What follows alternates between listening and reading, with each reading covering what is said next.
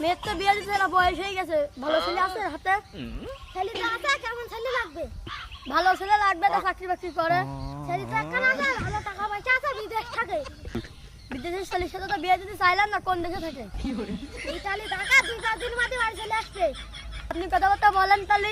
এটা কথাবার্তা বলছি, তোমার মেয়ে কোন ক্লাসে পড়ে? ক্লাস টেনে পড়ে। ছেলেদের অবস্থা কেন? তলা বাড়ি, এই টাইসালা বাড়ি কমপ্লিট। তাহলে আপনি কথাবার্তা ফাইনাল করেন। আপনারাও রেডি থাকেন, আমি কথাবার্তা বলে আসছি।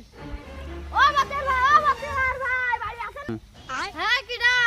আমি তো মতিন ঘটক বলছি, মতিন ঘটক। আপনার নাই ছেলে নাই, বাড়ি আইছে বিদেশ থেকে, বিয়েতে কি দিবা না?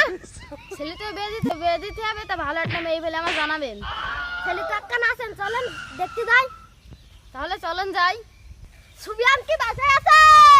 হ্যাঁ আসি। তোমার মেয়েটা কই? ছেলের বাপটা নিয়ে আসলাম।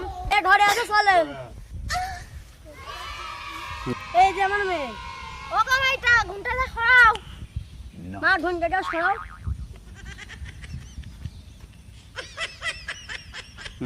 মাশাআল্লাহ মাশাআল্লাহ, মেয়েটা অনেক সুন্দর।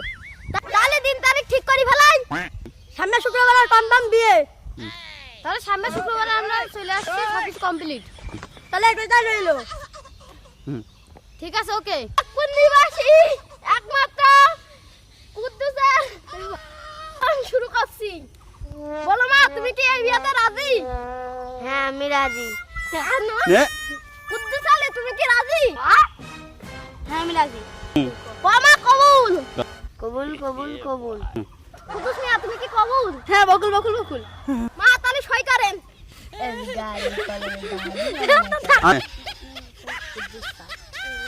কুদ্দুস তাহলে সই করো। রাজিম জামনা